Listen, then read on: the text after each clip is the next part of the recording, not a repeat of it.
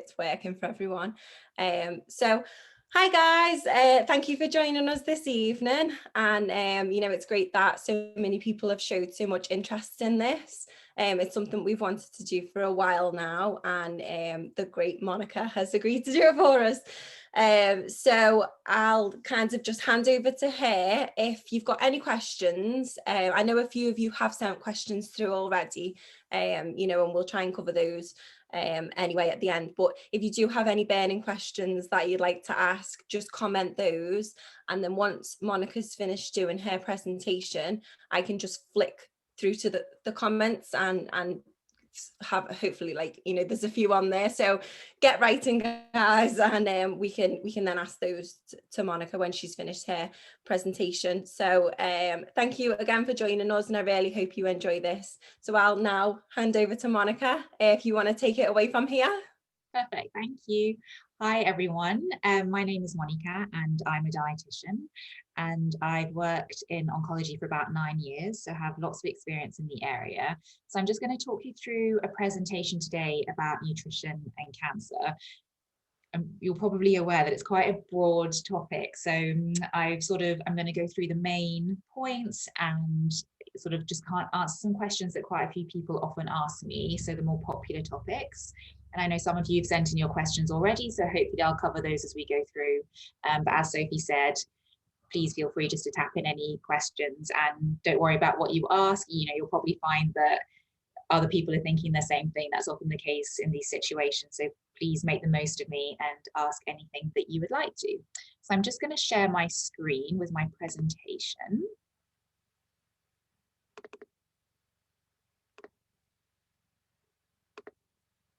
So hopefully that's up there now. Yeah, I can see that, so should be good to go.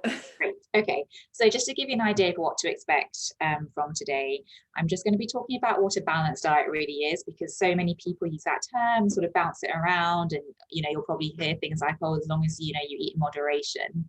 But I just wanted to give you a bit of better idea about what that means and how you can actually apply it to your diet. I quite often get asked about how people can either gain weight or lose weight, quite often after they finish treatment, because they've sort of noticed changes in their body shape. So I'm going to go through those couple of things with you as well. Then fad versus fat. So just thinking about things like dairy, meat, and soya. I'm going to talk about sugar as well, because that's a popular one that often comes up. And then I was going to touch on the alkaline diet and also going vegan or vegetarian diets. I know that those are much more popular these days. So I just wanted to think about what they sort of entail and any special considerations you might need to think about if you're thinking about going to either a vegan or vegetarian diet. I'm going to signpost you to where you can go for more information, because I appreciate I'm probably going to talk quite a lot today and sort of throw lots of information at you, and it's just nice to know where you can go to read around any topics that you might find interesting or you might have a few more questions on. And then there's time for questions as well, so we'll be able to go through that together. Okay, so this is the Eat Well guide, and some of you might have seen it in school or around. It's what we use for the general population, just in terms of the food groups. The reason I've put it up here is just because it does show that we have lots of different food groups, and we sort of need them in varying amounts. And I think when you look on social media or on the internet, essentially, you will see things like this, either in terms of this Eat Well guide, or we also, some countries have the food pyramid as well. But basically what it's saying is that we're trying to get a balance of all the different food groups. So you can see we've got fruit and veg, we've got your carbs, and then your protein-rich foods. So there's things like meat, fish, beans, eggs, and your dairy or alternatives are really important. So lots of people will say to me, well, I don't like this and I don't like that. And that's totally fine. There's always going to be foods that you don't like. You just want to pick the foods that you do like from each food group. And whether you've sort of lost your appetite or you're eating really well, you're trying to lose weight, variety is still really key, because you're getting all those different nutrients that you need in your diet. With the fruit and veg, I'm sure we all know that we're trying to aim for 5 a day. What that actually means is that one portion is a handful.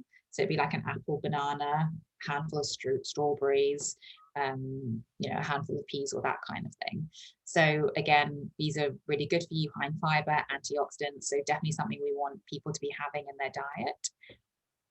Carbohydrates, I think, are often labeled as the bad guy, unfortunately, because they are so important, particularly the whole grain variety. So if you can try and go for like the brown rice or brown pasta, whole grain bread, that kind of thing, again, because they just provide more fiber, which is something, we sort of need to make sure we're getting enough of in our diets.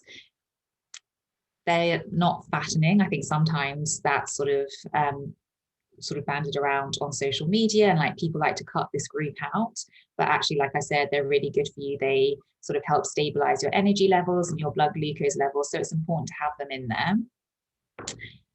The protein group, so really important to be getting your meat, fish, eggs, beans, pulses, wherever you want to get your protein from. Again, just getting a good mixture in there as well, and I'll be touching a bit more on that when I talk about the vegan and vegetarian diets, but also sort of the advice around meat at the moment as well. And then we have our dairy and alternatives. So this can be anything like milk, yogurt, cheese, but also the alternatives. So some people choose to have soya milk or almond milk, either because they prefer the flavor or because, they sort of can't tolerate milk as well. With the alternatives, they're fine to have. Just one thing to bear in mind is they sometimes are often lower in calcium. Most brands now fortify with calcium, but it's worth just checking the label if you are having those to making sure you're getting enough calcium in your day. And then we've got a little group for your oils and spreads, which are your fats, which again, really important. You just don't need them in such large amounts. And same with the snacks, you can see on the left. So things like crisp, biscuits, chocolate, definitely don't have to cut these out completely. It's just you don't need them as much as you need all the other food groups, and in terms of the same portions throughout the day. Okay, so one of the questions I mentioned that I get asked a lot is, how can I gain weight? So I know that when people are on treatment, they will often lose weight for a number of reasons. It might be that, you've lost your appetite, or you're sort of not feeling well, or you're feeling sick, and it can just be really difficult to keep that weight on. So just some tips for people to take away is, if you can't manage your 3 meals a day, or large portions are just too overwhelming, that's completely fine. Just eating little and often is just as good. And if that's what works for you, then that's not a problem. So, you might want to break that into smaller meals, or sort of just having extra snacks during the day. If you can, opt for the sort of higher calorie and higher protein sources. So that would be things like, rather than going for, skimmed milk, going for the semi-skimmed or the full fat. Same with yogurt, going for a full fat yogurt. So now's not the time to sort of be going for the lower calorie options. You definitely want to try and get as many calories and protein into each mouthful essentially as you can. And you can actually add things to your meals or snacks just to help boost the nutrition content. So I've just put some ideas here, but there are loads of things that you can think about doing. But just to give you an example, some people like drinking smoothies because they find that easier than eating, or they just have that sort of between their meals. Adding something like a nut butter is a great boost. It's got good fats in, it's got protein in, so that's, always good, and they can taste quite nice as well. They sort of give a nice flavor to the smoothie. You can add something like an avocado to sandwiches. Again, got your good fats in, you just mash it in. So it doesn't necessarily increase the volume if volume of food is an issue for you, but just help boost the calories in it. Things like adding grated cheese to mashed potato rather than just having the mashed potato by itself. Or, if you usually snack on fruit, then maybe thinking about adding some full fat yogurt or some nuts and seeds sprinkled on top as well can be a really good idea. So just sort of little bits and pieces, you can see that you're not increasing the size of the portions too much, but just boosting them and making them a little bit more nutritious. When I was talking about on the slide before about the balanced diet, if you're feeling up to it, then do try and get a variety. So sort of picking foods from all the different food groups is a really good idea. But if that's just not something you can do, don't worry. Just go for what you can eat and what you feel like eating. It's far more important to have something rather than nothing. even if that is, beans on toast, or egg with something, or whatever it is that you feel like. If that's what it's that you want, and that's all you can manage, then definitely stick with that. And even if you feel like you're being quite repetitive and so you're not getting that variety, usually it's only for a short period of time, and it can be very difficult to make yourself eat when you're not hungry. So just go for what you want, and with time you'll probably find that you can start reintroducing different foods. When you're thinking about what to drink, water is a great choice. Usually that's what we say for most of the population, but water doesn't have any calories in it. So if you find drinking easier, you might want to go for something a little bit more nourishing. So like I was saying, you can make yourself a smoothie. If you've already seen a dietitian in your clinic or in the hospital, they might have suggested going on special nutritional supplements, which have got extra calories, proteins, and nutrients in there. Or even drinking something like, if you really like drinking milk, having a couple of glasses of that, or a glass of fruit juice a day as well is another way of getting a few extra calories in. I did mention that sometimes people can't or don't want to eat as much because they're not feeling well. It's definitely worth speaking with your medical team or your nurse or your dietitian if you have one. If you have things like a sore mouth, if you're feeling sick, if you've been vomiting, or if you've got diarrhea or constipation, because all of those can contribute to you not having much of an appetite. And actually, those are things that we can control. With the nausea, we can give you anti-sickness tablets. If you've got mouth ulcers, we can give you certain mouthwashes and advise you about how best to manage them. And again, with constipation or diarrhea, then we can, give you some medication or some advice on how best to deal with that. So if you are experiencing any of those, then please just speak up, and we can help you sort of overcome those if that's going on for you. Thinking about losing weight. So during cancer or during treatment, you might notice that your body shape is changing, and that can be for so many different reasons. It might be that you're eating differently, you're not as active as you normally would be. Some medications might lead to weight gain. So steroids, can be used, and they do often lead to weight gain. The one thing I would say is that you're obviously going through a lot when you're on treatment, and I appreciate it can be very difficult to see your body shape changing, but I wouldn't recommend anything drastic. Of course, if you can, following healthy eating advice, and making sort of small changes to your diet, but also sort of just taking time to appreciate that you've got a lot going on, and it's always something that you can revisit and come back to and make those changes when you're able to. And if possible, if you have a dietitian that you can speak with, then it's definitely worth checking in with them as well, just to get a bit more advice. I just wanted to share some tips with you here. If you can, aiming for a regular meal pattern.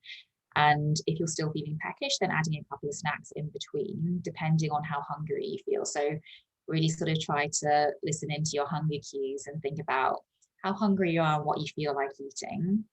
Again, try to include all the food groups, so you're getting a nice variety. I say get to know your portion sizes. So when we're thinking about healthy eating, it's not a diet, because we know that diets don't work. And so as a dietitian, it's certainly not something I would ever recommend. And when I talk about diets, I mean things, that offer a quick fix. And it's so easy when you're feeling perhaps like you want to lose weight, and you see all these things on social media, on the internet, promising, that you'll lose this amount of weight in this amount of time, then it can be something that you might want to try. But actually, the changes you want to make shouldn't be really difficult. It's about forming new habits, making small changes over time that really add up, and something that you can maintain in the long term. So one of the reasons I've talked about portion sizes is because we don't want you to be feeling hungry. So quite often when people want to lose weight, they just cut out food or specific food groups. So carbohydrates are a popular one, or just eat much less. But if any of you have ever tried that, then you just end up feeling unsatisfied, and it can often end up feeling hangry as well, which is, none of us want that. So it's just thinking about when you're looking at your plate, if imagine that about half the plate should be maybe vegetables or salad, a quarter plate of your carbohydrate, so bread, rice, potatoes, and then a quarter plate protein, so meat, fish, pulses, or whatever you're choosing to go for. Some people might be having corn if they're not eating meat. So that's a sort of very basic guide, but sometimes it can just help to visualize that, so that you've still got a full plate, but you're actually filling up on all the veggies and the salad, which is a great idea. And you can sort of zhuzh them up to make them really tasty. So that can sometimes be helpful. Again, with snacks, if you're hungry in between meals, then, honor that hunger and have something to eat. So a couple of ideas might be the crudités and hummus. So, just some veg sticks with a dip, some stacking on some fruit, some yogurt. Some people like a small handful of nuts and dried fruit. So really whatever works for you. Some people try to, will tell me that they have a really sweet tooth and they don't know how to overcome that. So they try to cut out chocolate completely, which never ends well.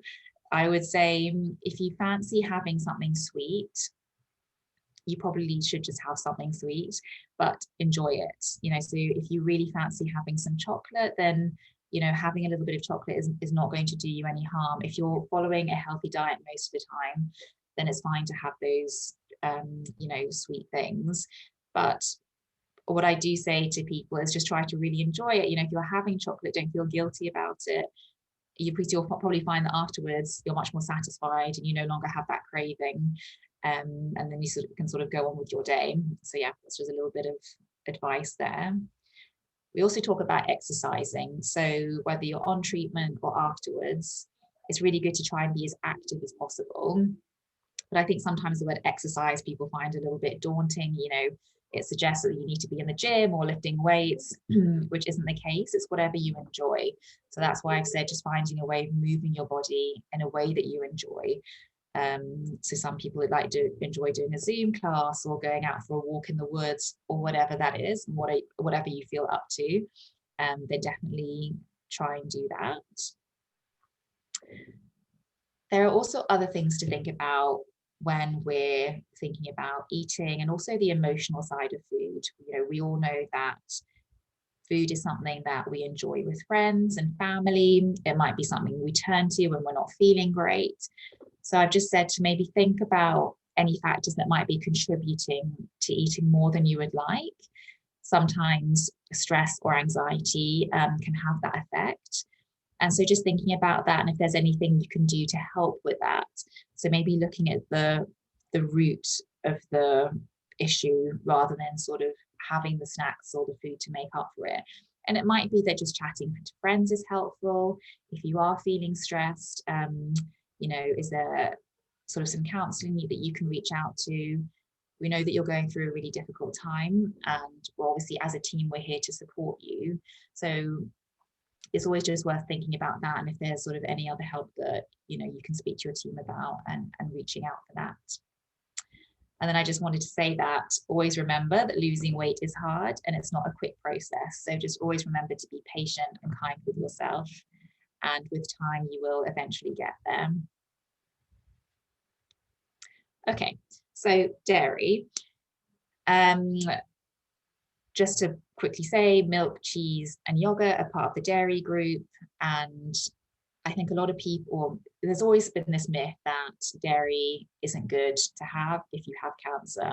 And I think that comes from the fact that sometimes there are growth factors and hormones found in milk, but actually those are considered proteins. And so if you have them, we actually digest them in the same way that we would any protein.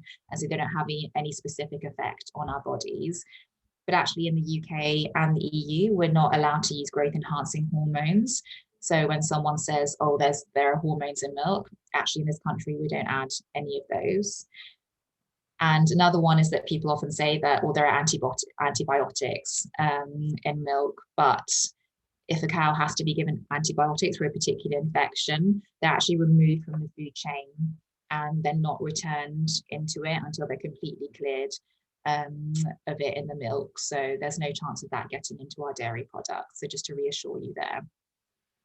In terms of how much you should have, 2 to 3 portions of dairy a day should be okay. Some people need higher doses. So if they've been on steroids, or they've got osteopenia, osteoporosis, if they're pregnant or breastfeeding. But I've just given examples of what a portion is. So it's like a glass of milk, a small pot of yogurt, a matchbox size of cheese, or even sardines with edible bones. It's those bones that contain a lot of calcium. So if that's your thing, then that's actually a great way to get calcium. But also don't forget, if you don't particularly like dairy, and I know some people don't, then you can also get calcium in tofu or calcium fortified bread, pulses, nuts, broccoli. It's not quite as much, and we don't absorb it as well from plant foods, but there are other sources to get it from. So don't worry if you don't want to have dairy in your diet. Meat, so red meat in particular, so that's beef, pork, lamb, and goat. And then processed meat is anything like bacon, ham, or salami, and some sausages. And essentially they're made by either smoking, curing, or salting, or adding preservatives. So there has been a link that these, might or possibly increase the risk of cancer, colorectal cancer. So there's just some advice around these. But you don't have to cut them out completely. So if you do like red meat, that's fine. We just say try and not have more than 3 portions of red meat a week. And you can see that's up to almost 500 grams of cooked meat. So actually that's quite a lot. So you can still have it about 3 times a week and just go for other things the rest of the week. If you are eating processed meat, then just try and eat it as little as possible. But you don't have to cut it out completely if you don't want to. So red meat's a great source of protein. It's got iron in that we absorb really easily, vitamin B12 and zinc. If you do decide to go vegetarian, that's fine too, but you'll just need to think about other places that you can get these nutrients from, but I will touch on that in a minute. And soya, I know that we quite often get a lot of questions about this. So soya is found in tofu, tempeh, edamame, miso, and soya milk. It's definitely becoming more popular in the last few years. There was some concern around soya milk, and there is still sort of that myth that you can't have it, particularly when it comes to things like breast cancers, because soya contains something called isoflavones, which are also called phytoestrogens, because they have a very similar structure to the hormone estrogen. But they don't actually have the same effect as estrogen in our bodies. And so it's been shown that actually soya is completely fine to have, and it's a great source of protein. The one thing we would say is just avoid taking supplements, because that will sort of contain much higher doses of isoflavones. So the research is sort of still out there in terms of what the recommendations would be, but certainly fine to have it. Soya is a part of a healthy, balanced diet. Sugar. So this is always a really popular one. And I know that a lot of people, when they're diagnosed with cancer, one of the first things they say is that they need to cut out sugar. So I was just going to quickly recap on what sugar is. So it's tiny, sort of small units of carbohydrate, and they're naturally present in lots of foods, so fruit, vegetables, and milk. Free sugars are added to food and drink. So if you think about biscuits, cakes, soft drinks as well as the sugars naturally present in honey, syrup, and unsweetened fruit juices. They're absorbed very quickly into our bloodstream, and we only want to have about 7 sugar cubes a day. So that's what we're sort of trying to limit.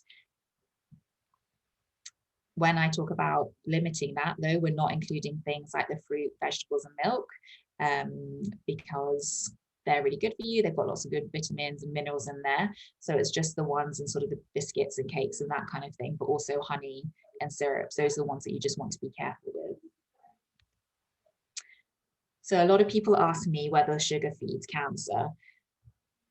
Just to go a little bit sciencey, so bear with me, but it's just so you sort of understand the principles. All our cells in our body will use sugar, also called glucose, for energy. Cancer cells don't use sugar in the same way our healthy cells do. All that means is they're just not as efficient. So when the sugar comes along, a healthy cell will use it to make energy. Same with a cancer cell, they'll use it, but they won't make as much energy. which means they need to take it up a lot more to try and make that same amount of energy. And that's kind of how a PET scan will work. If any of you have had a PET scan, you know that you're sort of given a glucose injection, and it shows how metabolically active the cancer is because they're taking up that sugar. It's not because it's feeding the cancer or that it's making it grow. Our bodies are really clever. So even if we do cut out sugar, it will find other ways of making sure that we have glucose circulating our blood, because it's a really important source of energy. So it will break down our muscle, which is a great source of protein, or our fat as well, to make that sugar. So it's more than likely you'll still be, you'll have that glucose in your blood. And there's no need to cut out sugar completely from your diet. The alkaline diet is another popular one that we often get asked about. This is essentially based on the idea that you can change the pH balance of your blood by eating more alkaline and less acidic foods. The theory originally was that cancer cells prefer to grow in an acidic environment, but actually we know that cancer cells will thrive in an acidic or alkaline environment, so that's not really the case. But more importantly, we can't actually change the pH of our blood, so our bodies really protect us from doing that, and they use a lot of mechanisms to make sure that we stay between 7.35 and 7.45, which is essentially the perfect level for our blood to be in. If we sort of fall out of that range, then we can actually end up being really ill and we need urgent medical treatment. What our bodies tend to do is, if we have got too much acid circulating, then we pass it out through our urine. So quite often people will check the pH of their blood to see if it's of their urine, to see if it's acidic. And it may well be, depending on what we've eaten, but that has no reflection on what's happening in our blood. So if you do hear someone telling you that, then that's not actually the case. Okay, so vegetarian and vegan diets, as I mentioned, I just wanted to touch on this because they are becoming much more popular. I just wanted to highlight the difference between them. So vegetarian diets, generally people will eat dairy foods and eggs, but not meat or poultry. And sometimes they eat fish, and sometimes they call themselves pescatarians. Vegan avoid all animal products. So any meat, fish, seafood, dairy, eggs, or honey. And then flexitarian, which is becoming pretty popular as well, is when people will occasionally eat meat and poultry, but will sort of during the week, say, follow mainly vegetarian diet. You may also have heard of plant-based diets. They're becoming more popular as well.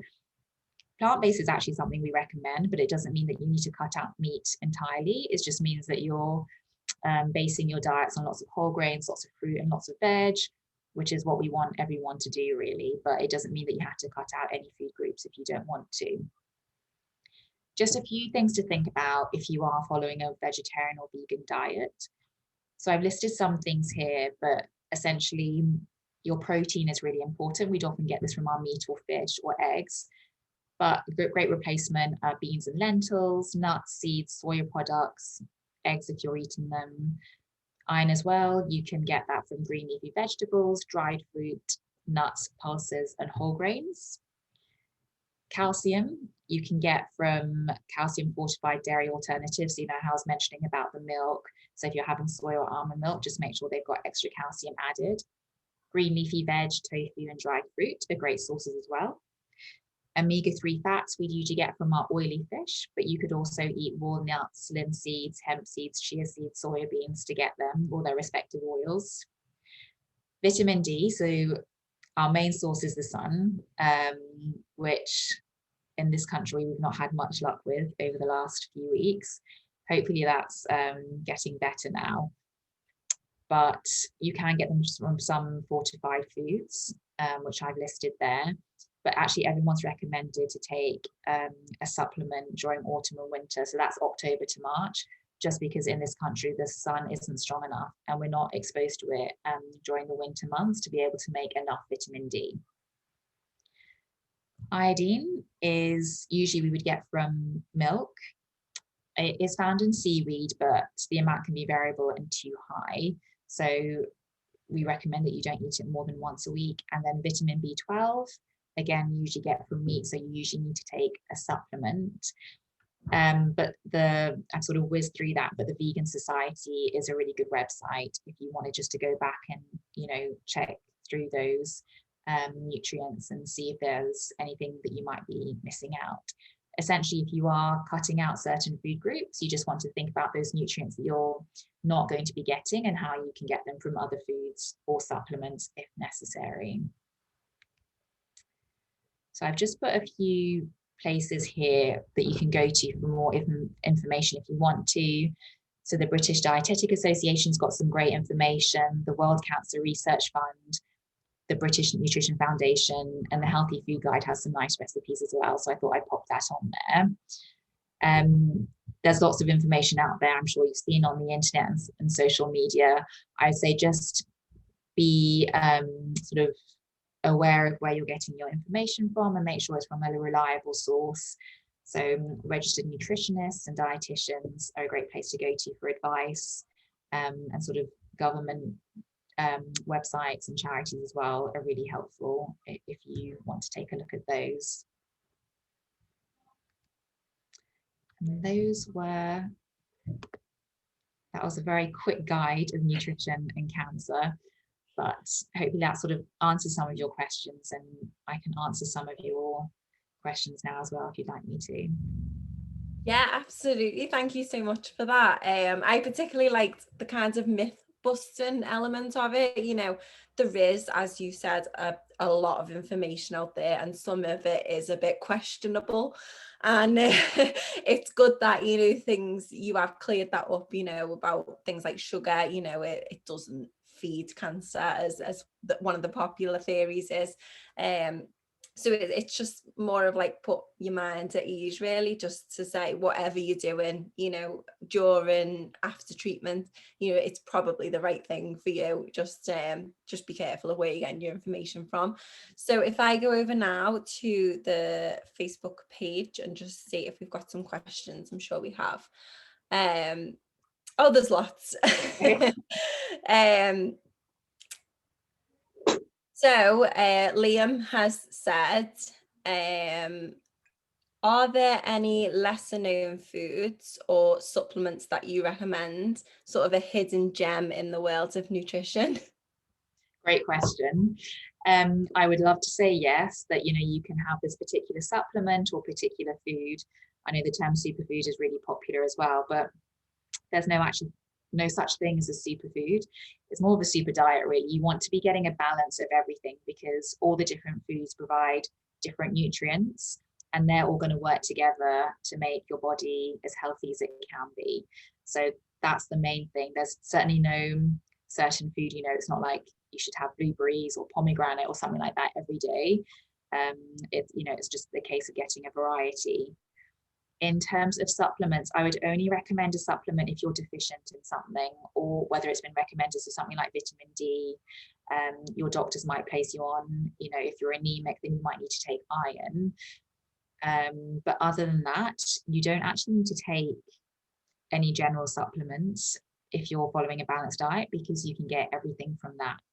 I know with the vegan sort of diet that I've just finished on, again, you might not be able to get everything you need, so something like vitamin B12. But other than that, we don't really recommend supplements or a particular food. It's more about sort of getting a range of things.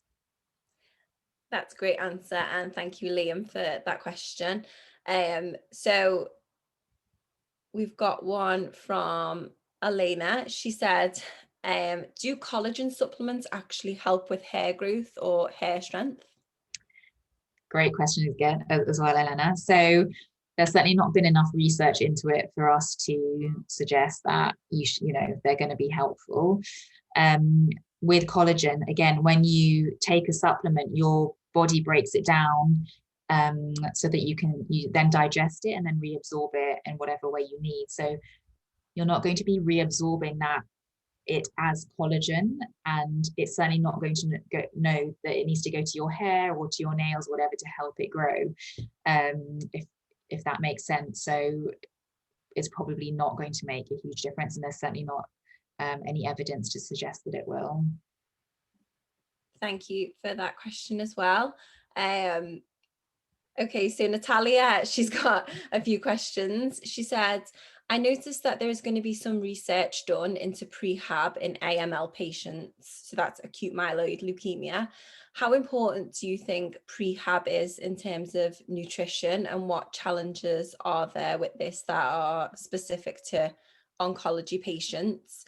And following this, do you think that there should be more of a prevention approach to nutrition and diet prior to treatment, as opposed to beginning this when problems have already occurred, in order to mitigate weight gain, weight loss, malnutrition, things like that? So yeah, that, I suppose that question focuses on something I haven't thought of really, about actually before treatment, what you should do. Yeah. So yeah, those are some really important points actually, and we're definitely looking at prehab more in lots of different areas, and it's true there is lots more research going into that area, so it's definitely something we're trying to explore and expand on if you can. So let's say if you've got a few weeks before your surgery, if you're going to have surgery, I'm going to move away from AML for a second, but let's say you've got a lung cancer or something, and that's coming up, and you're not going to have chemotherapy or anything in the meantime, you're just waiting to have that surgery.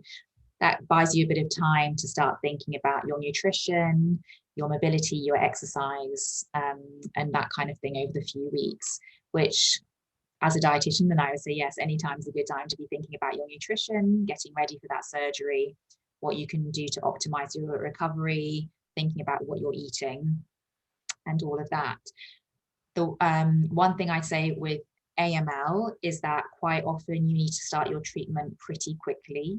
So I'm sure anyone here who's been diagnosed with it knows that you're sort of admitted to hospital, because that's where we give the treatment for that.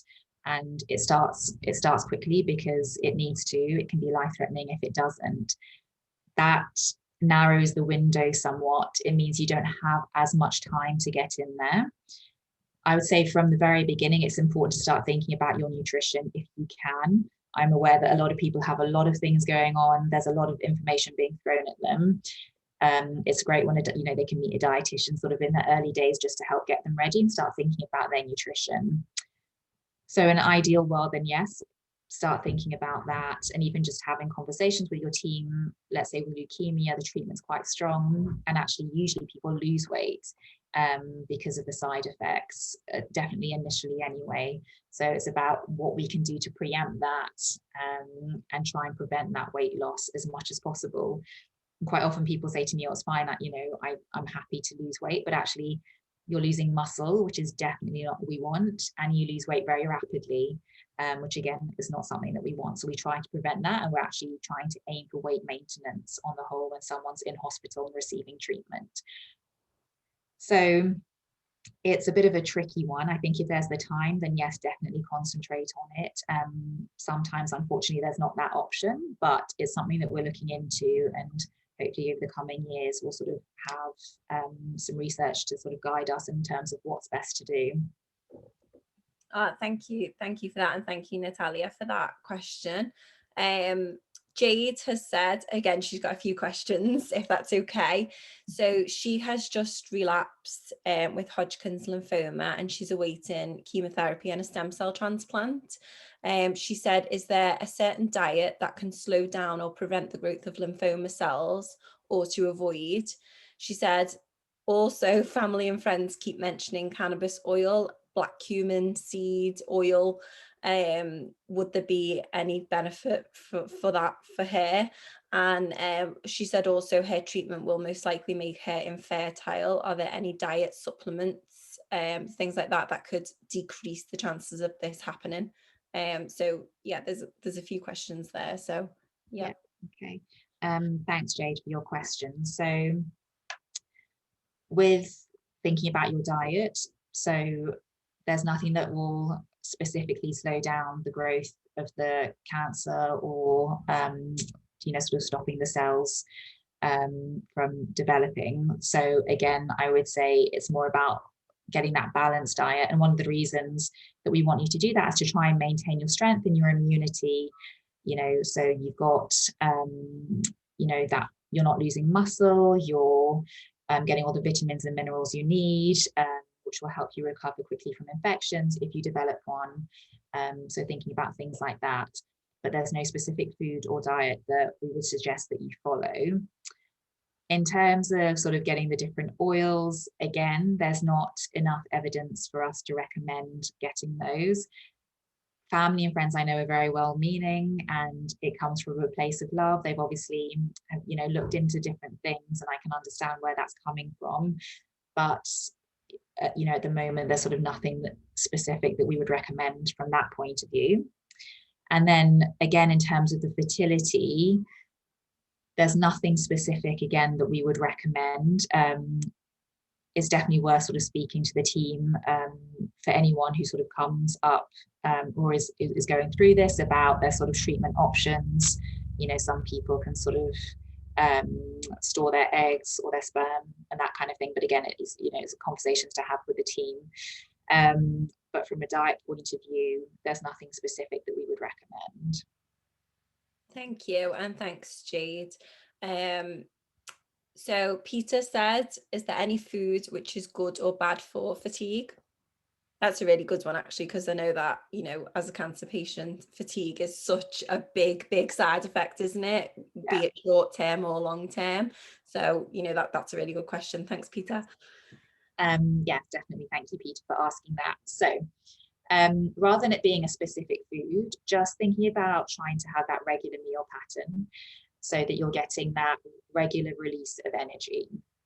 So if you think about food as fuel that makes your car go, if you're not filling it up, then you're going to feel pretty deflated and not having much energy and pretty fatigued. So if you can, trying to have, those 3 meals a day, like I said, if you haven't got much of an appetite, breaking that down, regular meals and snacks, that's completely fine as well. And then making sure you're getting your balance. So carbohydrates really important for energy. If you can, like I was saying, go for the whole grain varieties, they'll help release that energy more slowly. And making sure you're getting your protein so that if you are losing, you're trying to not to lose muscle mass, because that's really important when we think about fatigue as well. Also just other things when it comes to fatigue, I know quite often people will move less. And it's not that we're asking people to sort of go out and go for a run or anything like that, but on the days where you feel like you've got a bit more energy, definitely use that, because even though it sort of sounds counterintuitive, being active helps with your energy levels. And so making sure that you're being as active as you're able will probably help with that as well, and your fatigue. Thank you, and thanks, Peter. And then Natalia also said, thank you for answering my questions. I was also wondering, what made you choose to specialize in oncology, and what is the best or worst part of working in that field? Oh, that's a great question. I suppose I've always been interested in it.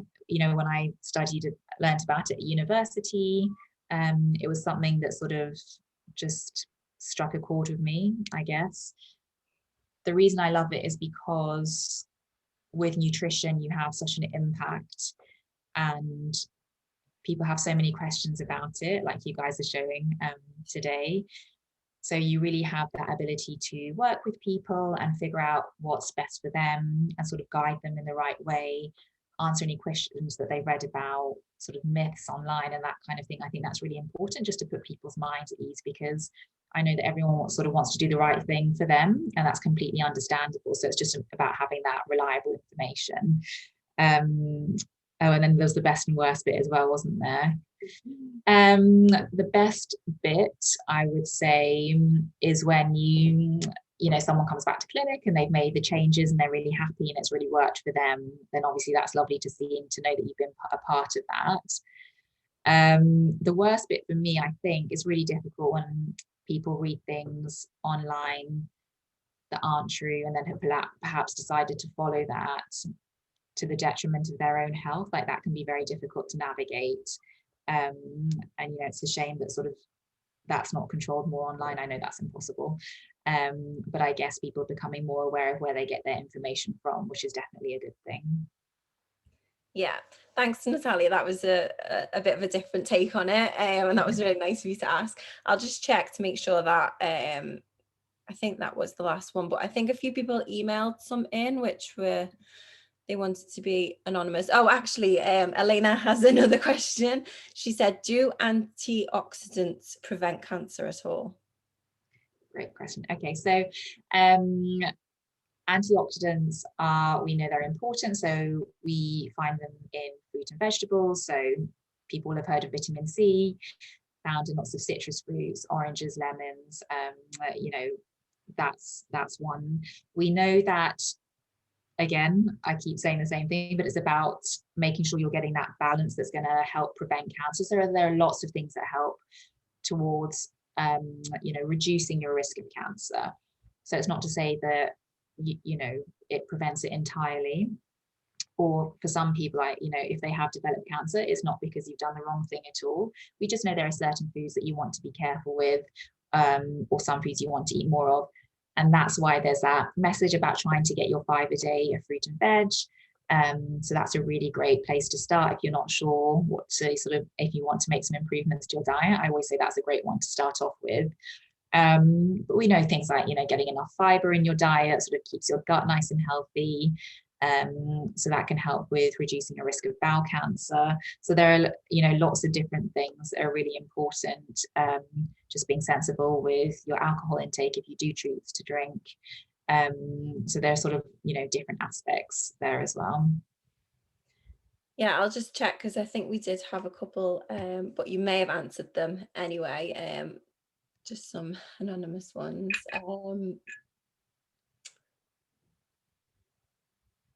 Oh no, I think it was about the lymphoma one, which you've answered. I actually have a question myself.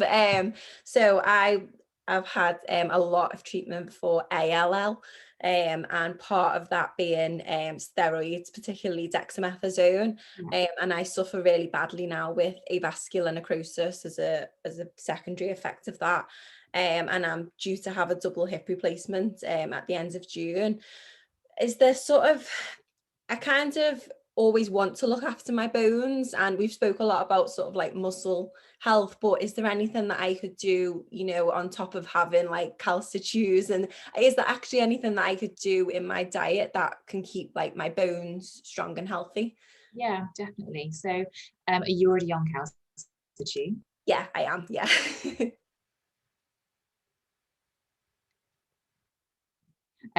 So just for other, also just in case anybody else was wondering, so we know that calcium is really important for your bones, and teeth. I mean, it's important for other reasons as well, but we obviously hold a lot of calcium in our bones.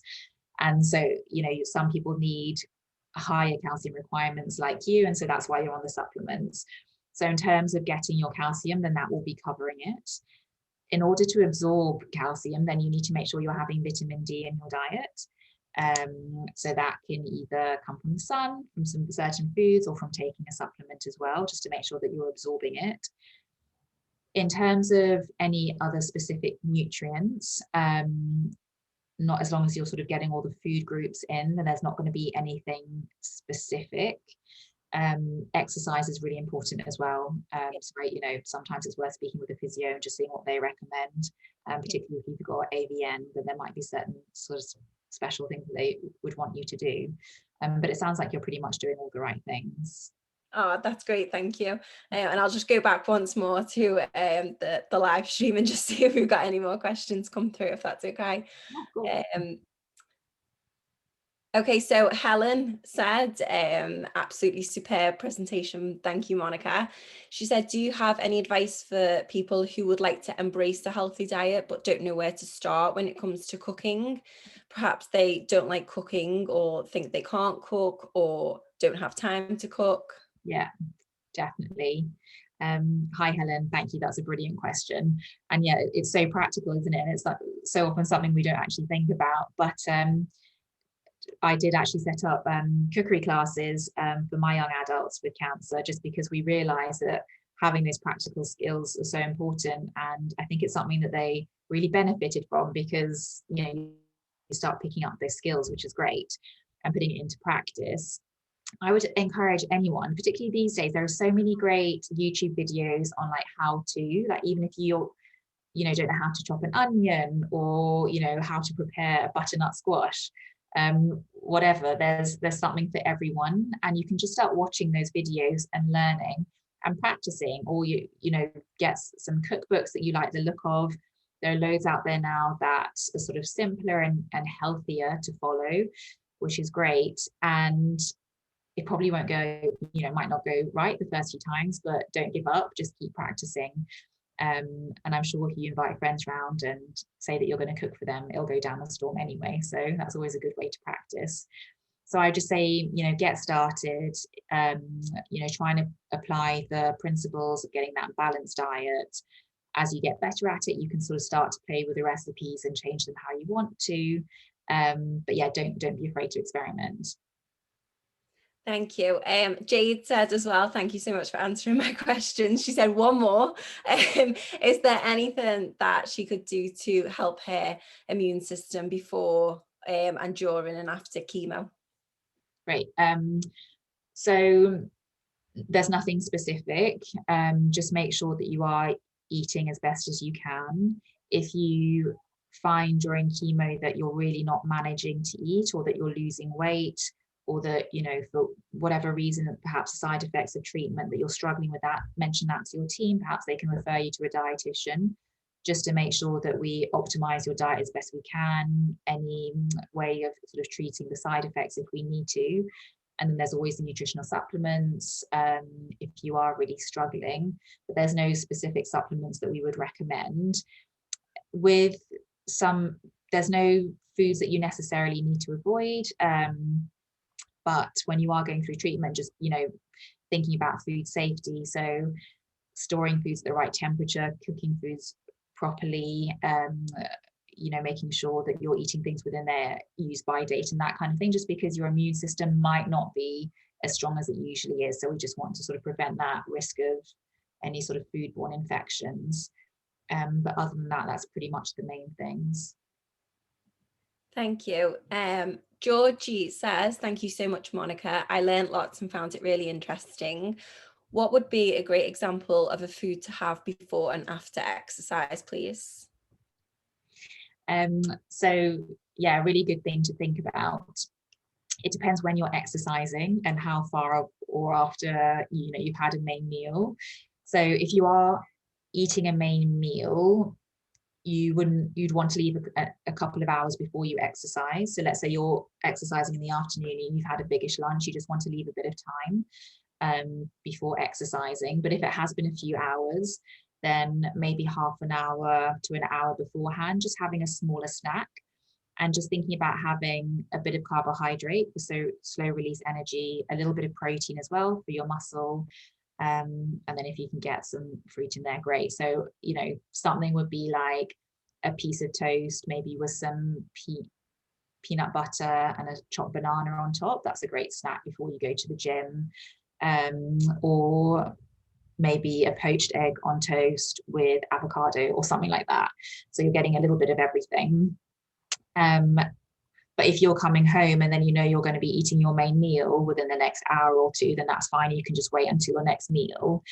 There used to be a theory that you needed to get your protein in, you know, half an hour after exercising, but actually we know that if you're having protein at regular intervals during the day, so basically at your main meals, then that's all you need for muscle repair and growth. So just getting those protein sources in is really important, and making sure you hydrate as well. So when you're exercising, usually you're going to be sweating. So making sure that you're, you know, drinking to replace that. Water is, you know, great, or sugar-free squash or something like that. That's great, thank you. And thanks, Georgie, as well. And Peter said, are there any examples of a weekly balanced meal plan out there? And he said, with a reliable source. I'm pretty sure that the British Nutrition Foundation might have something. I know they did at one stage. So maybe just double check there, but that might be a good place to start with examples of what to have. Thank you. And I think that is it. Yeah, it is. I'll just make sure I haven't missed anybody's questions. No, I think we're good. Yeah, thank you so much, guys, for asking all those questions. I'm really glad there were so many people watching. And massive thank you to you as well, Monika. I learned so much, and the guys have obviously learned a lot as well. And the questions were really they were really good questions actually. And hopefully you got the answers that you wanted. If there is anything obviously that you think of when this is finished, or if you are watching this back on YouTube, if you weren't able to join us live, if you want to drop me an email, so it's just sophie.mulligan@movecharity.org, and then Monika, would you mind if I then pass them on to you, and you could give me a response via email, and we'll do it that way. Thank you so much. So yeah, obviously, don't fear if you've missed this, because there is always the opportunity to ask again, and I can pass those on. So I'll end this now. Thank you so much, guys, again for watching. We've had a really, really good response, and that's great. And I hope you all have a lovely evening, and hopefully we can bring you something similar again soon. So yeah, bye guys.